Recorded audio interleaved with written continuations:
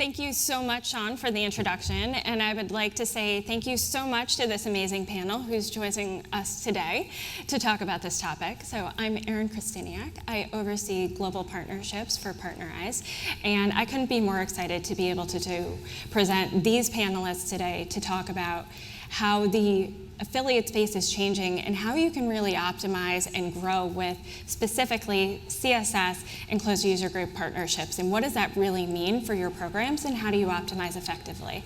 So we're excited today to be joined by Ben from Acceleration Partners, Rob from Genie Shopping, and Lucy from VisualSoft. We really appreciate you guys joining us. And before we get started, why don't we do some quick introductions? Sure. Hi guys, I'm Ben and I'm an account director on the enterprise team at Acceleration Partners. So within my role, I'm responsible for client strategy, KPIs, and essentially owning the overall client relationship. I think CUG, CSS are a huge part of what we're doing internally at the moment. They're a hot topic of conversation. So yeah, really excited to be here with you guys today. Hi everyone, so I'm Rob. I head up the partnerships team at Genie Shopping. So my role involves managing all kind of our customer facing services. So that's managing around 600, 700 clients we run CSS for on an affiliate basis, but also the kind of marketing and acquisition. So how do we speak to brands, tell them what CSS is and how to kind of get it rolling and how to do it properly. And then kind of that full, get them into the account management team and get revenue rolling. Hello, I'm Lucy. I'm the head of affiliates at VisualSoft. So I lead the affiliate team there, and we manage 60 plus clients across various verticals from food, finance to retail. And yeah, really excited to be here today. Well, let's go ahead and get started because we've got a lot of great content to cover. So obviously the affiliate space has historically been governed and ruled by having numerous different relationships, thousands of partners, being able to grow that. Obviously, that idea of open network scale is shifting and changing, and it's really about more strategic relationships, controlled, intent-driven ecosystems. So what do we think is driving that transition? Why is it happening now? Ben, why don't we kick it off with you? Yeah, sure. I think, as I mentioned in the intro, it's definitely like a hot topic at the moment. I think more and more brands are looking sort of at the incrementality side of things and MMM models. So for those that haven't worked across like an MMM model before, it's essentially like a marketing mix modeling.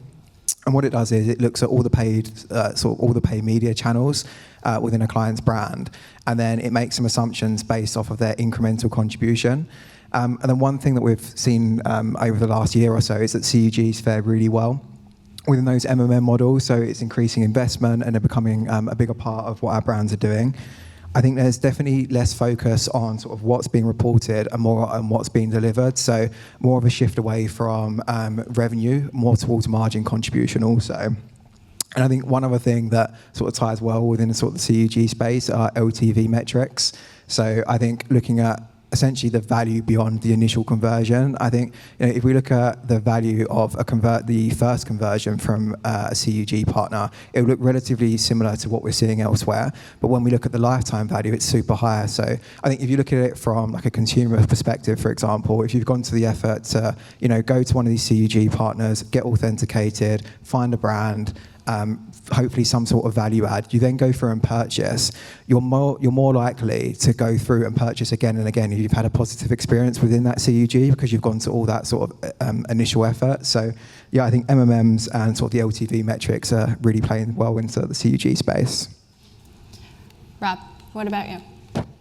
So I can kind of speak on I think like how CSS has grown and become more aware. I think there's lots more panels, there's lots more talk, there's lots more content. Obviously, like within the APMA State of the Nation report, you can see that the fastest growing publisher type is CSS, and that opens a lot more appetite to explore these new publisher types, to come to us, to think and talk about how to scale it up and how to talk about it. So I think that's like a big driving force, like more content, more conversation, kind of sharing insights. We're in quite a nice space in the affiliate world where there's lots of experts and talks and content that help drive that, and that's definitely something we're seeing and trying to do is talk more about these opportunities and how you can as the industry shifts, it's knowing where to shift and how to shift. And I think those types of forums and reports and and talks like this, I guess, help drive that. Lucy, I'm curious to understand how you and VisualSoft are kind of seeing this change. Why now for you guys? Yeah, I think a lot is down to consumer behaviour evolving. I think it's come up a lot today in all the different talks around, AI, LLMs. I think we're moving into that age of recommendation. Even looking at when you go on Instagram, everyone is expecting to see a curated feed of things that are relevant to you, and that goes the same in the performance marketing landscape. And that's why there's that shift towards those more, controlled, intent-driven ecosystems. People are wanting offers that speak to them. They want to feel seen and understood by a brand. The generic offers don't really work now, or the generic messaging. So ultimately, that's when those personalised messaging really kind of appeals, and that's why we're seeing that shift. Amazing. Thank you so much for that.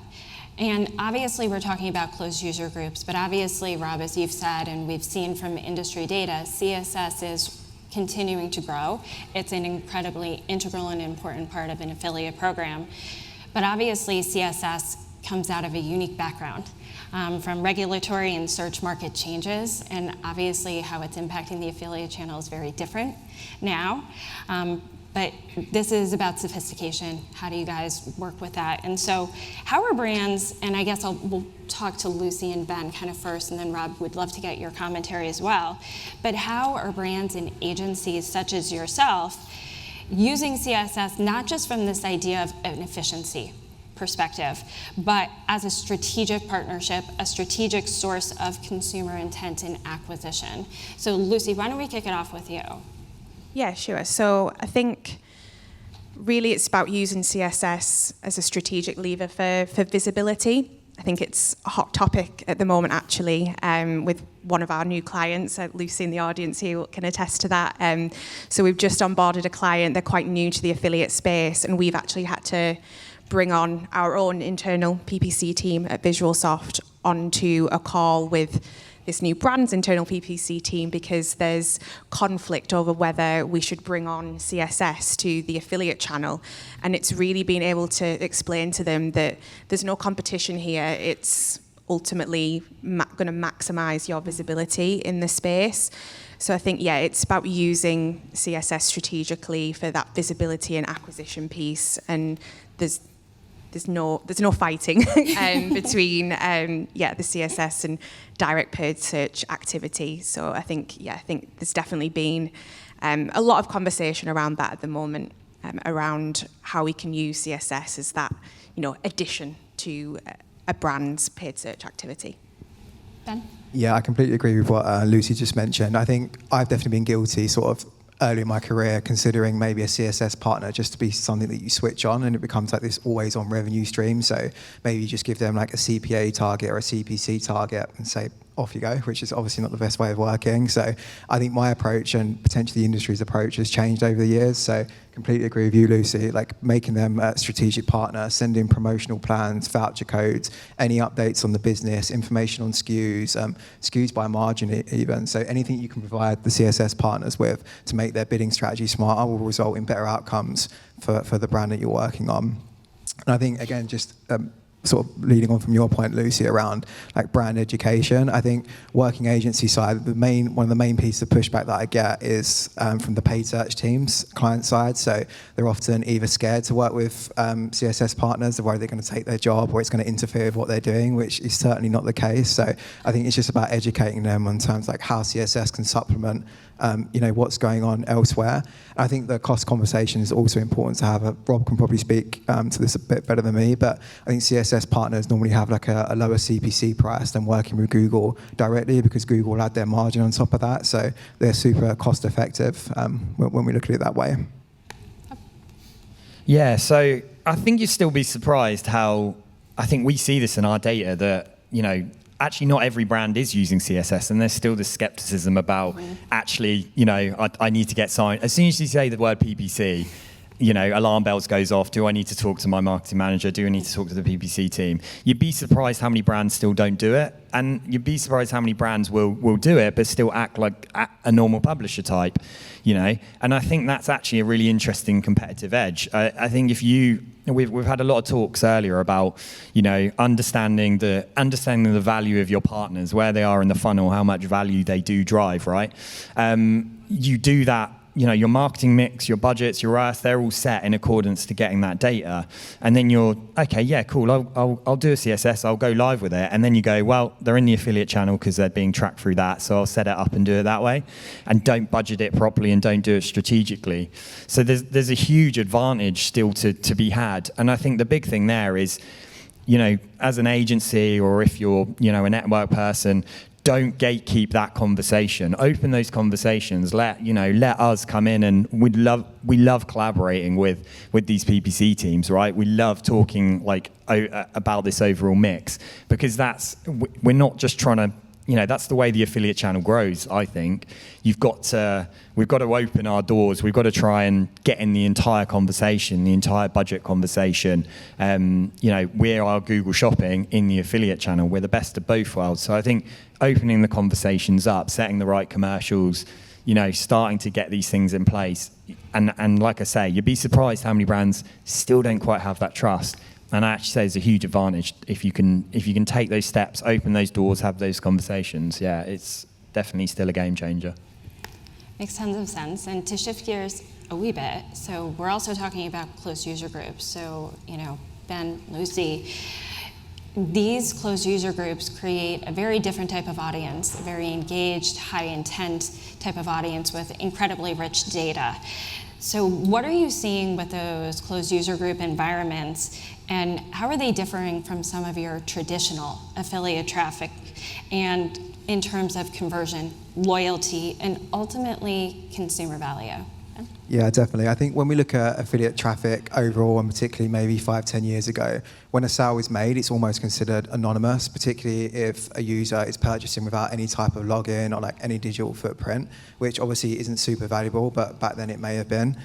Whereas I think nowadays we're now focused on sort of who's converting, not just if there's a conversion made. So we're very much sort of buying those those users with that known search history, those from those sort of authenticated user bases. And it makes it much easier to sort of shape promotion. So I'm sure a lot of you in this room have been in a conversation internally in a trade meeting where you have, I don't know, a bunch of promotions, a bunch of visuals, a bunch of voucher codes. You've got all these great offers, but you're not quite sure where to put them or where they should go. Whereas I think with CUGs in particular, they have such predefined audiences behind a gated community. It's much easier to know where those offers should go.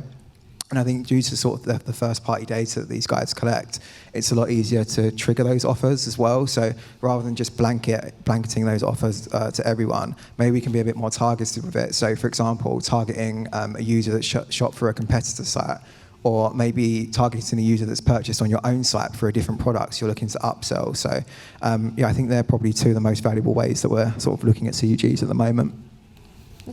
I think agree with everything Ben's just said there. I think to add on from that, the main factor for us that we see is incrementality. It's that word again. But I think when we're talking to our clients about why they should bring on a closed user group, really with a lot of closed user groups, we can actually show that they are, verifiably incremental, because you're getting in front of audiences that you would never have got in front of before. Mm-hmm.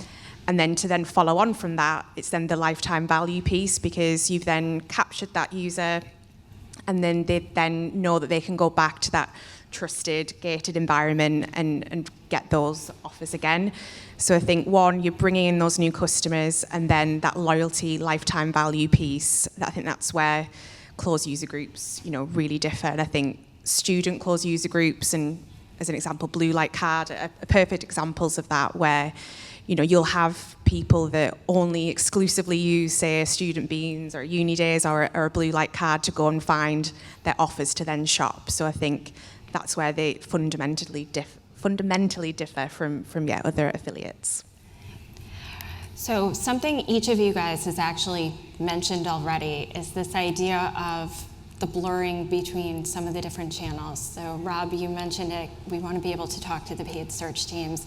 Ben, Lucy, you guys talked about how do you incorporate that. So we're seeing that the lines between affiliate, paid search, retail media are becoming significantly more blurred. So how do we start rethinking this idea of internal channel ownership and the measurements and the disciplines to be able to bring all of these channels together to converge more seamlessly? So Rob, I'd love to kind of start with you on this one. Yeah, it's the biggest bane of our lives. Because if you add the CSS, you obviously unlock a huge amount of scale because there are a hell of a lot of shoppers on Google Shopping, and you get the kind of commercials right. The volume starts to eat up quite a lot of the affiliate budget, which takes up the share, which then like starts to play around with your channel mixes. So yeah, I think it's a really big thing at the moment. I think it's a really big thing in the industry. I think there's a real tipping point coming up with affiliates, with consent, with ruling, with tracking.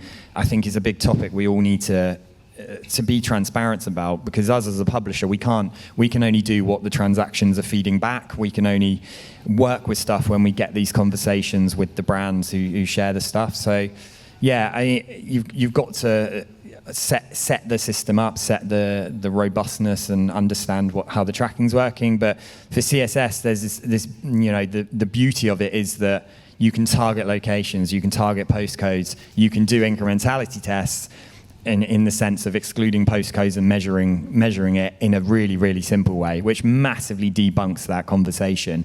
So I think having the methodology is really good, but it's very easy for us to say because we've got a tool in Google Ads where we can do it. I think there's, like I say, it's a tipping point where, as the industry, that it's that sharing, that conversation. How does an analytics team look at that? How do they view the MMM, right? I think that's a really key part. But I think, like any publisher, it's that openness, right? To be transparent, to talk about how you're doing it, where the traffic's coming from, and we'll prove that and show you. That's the really key part you need to be doing, or we need to be doing to unlock that budget. We're happy to have the conversations. We've got the methodology to do it, but it's making sure the right people are in the right room to be able to come up with that right strategy and right budget unlock. Lucy, I'd love to understand how you guys are kind of bringing those silos together. Yeah, so at VisualSoft, for those who don't know, VisualSoft is a unified retail agency, and on the digital side of the business, as well as affiliates, we have 7-8 other digital channels. So this topic is talked about a lot, particularly when we're managing clients, maybe across their whole digital mix. I think we have been investing a lot at VisualSoft into different analytics and profitability platforms. So really trying to take that holistic approach. I'm not saying we've cracked it. I don't know if anyone's cracked it yet, but it's definitely, you've got to look at it from that holistic view, rather than, to take the CSS paid search example, there's no point fighting over who owns what conversion. Ultimately, it's about looking at it from that top level holistic view and breaking down those silos between channels. Yeah, and I guess I can just add on to that. So I think I come from it from a slightly different perspective to Lucy. So if, for Acceleration Partners are predominantly focused around partnership marketing, so pretty much affiliates and influencer side of things. So I think for us, one of the biggest challenges at the moment is ownership. I think you alluded to it in your question, Erin. We sort of have the affiliate team, we have the paid search team, we have the retail media team, and they're all pretty siloed. And I think CSS is pretty unique in terms of a channel or a partner type where it sort of intersects all three. So I think, although I don't have the answer to that, I can tell you what I see. And I think the majority of the time that our CSS activity is managed by an affiliate person. A lot of the time we have someone from paid search interfering as well, which isn't ideal. So I think, yeah, one owner is definitely important. I think another challenge we see at the moment is that one consistent source of truth. So as you guys will know, working in affiliates, we'll look at network data. There's other tools out there as well that other channels be looking at, particularly GA. So I think it's really important that we have that one consistent source of truth. And I think with that, there'll be some pitfalls. Obviously, different sources favor different channels in different ways. So I think it's about aligning on the owner and aligning on that source of truth to set yourself up for success. So I think that's how we look at it from an agency standpoint. You really need to sort of lay those foundations before you can go any further. So this one's, Rob, a little bit more tailored to you, although I'd love to hear Lucy and Ben's perspective as well.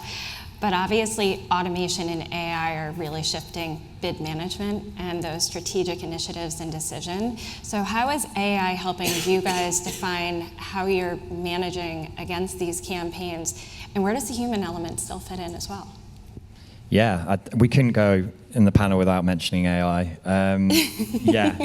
I could rant about AI a lot for hours if you want to come and have a conversation and conspiracy theory. Yeah, it is a huge part of our scale, right? We work with 700 partners. We have 700 campaigns. We work with eBay as well, that has 500 million products that you can buy now that we have to try and spend money to buy clicks and figure out if they're going to convert. And at any one point, we've got millions of pounds of commission per month sitting there that we're feeding into bidding every day and having to. So without technology, automation, and AI, we would need an army of people. It's a huge thing coming through the fold, right? We've been on Google Bidding Technologies, which is an AI, solution for a number of years that allows us to do the bidding and allows us to kind of, have a big competitive edge. It's allowed us to bring more value to partners, right? We've got this amazing benefit of being able to be agile, right? To work on and play around with these tools and build solutions and drive revenue for our partners who allow us to run ads on their behalf. And that adds a huge value. It comes into that relationship piece as well, that actually, if you've got a strategic partnership and a relationship, we are trying things that are enhancing your marketing mix. We can try things that your PPC mix is so important. Maybe you don't want to play around with some of these tools. And you've got the advantage of this agile publisher who can play around with some AI solutions. And I guess also the benefit is, we get to work really closely with Google. We have, technical plans with them, with some of their senior teams. So we're at the forefront of how the industry's changing and what types of things we can do. So, if you haven't heard about feeds, new attributes, what's going on at the moment, I would definitely encourage you to, because the world is going into the world of data, feeds, that type of stuff. And to work with a CSS partner like that allows you to move forward in the world and test in your mix whilst you keep that stuff. Maybe you're a bit hesitant because a Google salesperson's talking to you. Google aren't in the room, so I'm allowed to be a little bit like this. Not everything you say maybe you do want to trust, but you've got a partner who can, add to that, and there's a huge advantage to that.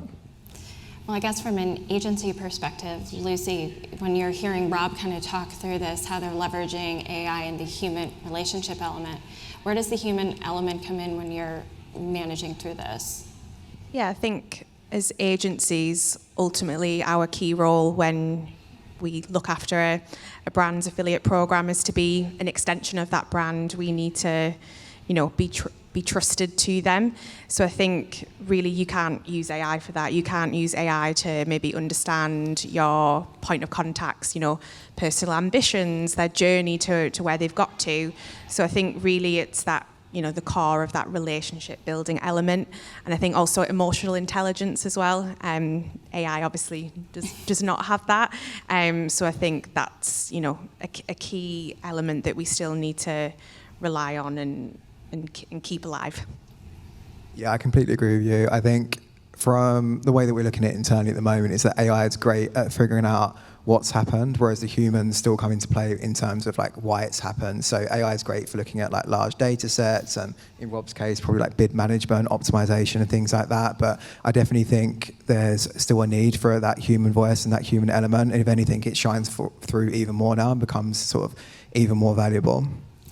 So one of the challenges, and obviously the focus is on this panel, is how do we create efficiency and scale with closed user groups and CSS.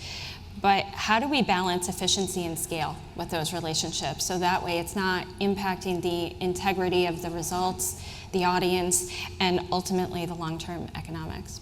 Yeah, I can jump in there. I think the way that we're looking at it internally at the moment is that we should be approaching it slower than feels comfortable. So we very much don't want to dilute the efforts that we're making at the moment. So when you look at CUG partners, for example, a handful of CUG partners managed strategically and in the right way is much more powerful than 10, 20 partners that aren't being managed correctly. So we definitely want a manageable amount and ones that we can work with on a strategic basis. So making sure they get the right promotions, creatives, as a test and learn. There's all these opportunities that you can do with these guys. And I think from a CSS perspective, Rob may disagree with this, I'm pretty sure he will, but I think that the sweet spot that we've found in terms of CSS partners is between 2 and 4 per affiliate program. So we found that gives us enough coverage, but it doesn't mean that we're cannibalizing what's going on internally and across other partners as well.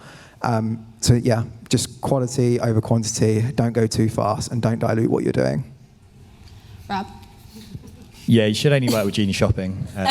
The one thing you take away from this. I think like scale and efficiency, if you look at, when you're running, investing marketing and buying more media or spending more money, there is a scale of efficiency. The more you try and, buy more of an audience, the less return you will get. It starts to diminish. That's really, really true in paid search, right? You can't just keep upping your budget in PPC. We had to talk about increasing CPCs, right? You have to think about that.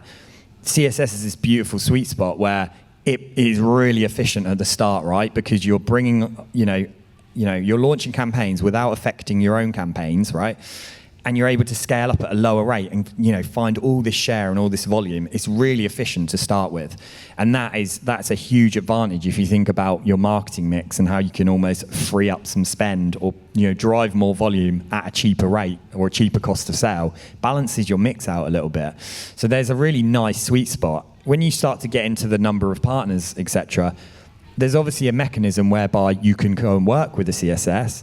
So we're joining your PPC teams, so it's fine to add that other partner. The sweet spot, I would say, is, there's no perfect answer to this. It really depends on size of brand, number of SKUs. Like, I spend half my time, and we've done so much analysis on what retailers do we want to go and work with, right? We've got business goals to go and target brands. We have to try and identify what attributes a good brand, makes to run, because we're buying clicks and running on a CPA. We're risking money. So there's an element of what brands are successful, what are their attributes, how do we go work with them? That also is really relevant for number of CSSs. So there's actually I would say it's not a sweet spot, but it really depends on the strategic approach. So it comes back to the budgets, and I won't go too much on, but I think, really it's about that buy-in, that element, that testing stuff, learn that efficiency, get the volume, then think about another partner. It's the same as launching any publisher type. You don't add 4 at once and see what happens. You learn the volume, get it, find what value each partner drives and go from there. And if one partner, I can tell you, a more exclusive partner with a higher rate, we have some enterprise brands who we work with exclusively, and we do 10 times the volume if we were a partner with 2 of 3. So I really would consider working more strategically and giving them the right budget. Lucy? Yeah, I think echo everything you guys are saying. I think from a slightly different point of view, just looking at utilising commissioning particularly. Obviously, we're in the affiliate space. Obviously, commissioning is a massive part of what we do. So, particularly with CSS, if you've got a particular product line that you want to clear, like a high margin inventory, that's where you can really utilise commissioning strategically with CSS partners. And then when it comes to closed user groups, not just giving them a blanket promotional offer that you give to all of your other kind of lower funnel partners. What is that value add? What is their audience like? Which offer would appeal most to their audiences? So it's almost, that not that one size fits all approach. You really need to take that curated strategic approach with these partners. So we have a minute and a half. So we're going to start with you, Lucy, and we'll quickly come down the line because I know we are the only barrier between this and the match. So for brands and publishers that are looking to evolve their strategy over the next 18 to 24 months, where do you think the biggest opportunities are with closed user groups and CSS partners such as Genie Shopping to be able to broaden and be able to reach more and do more?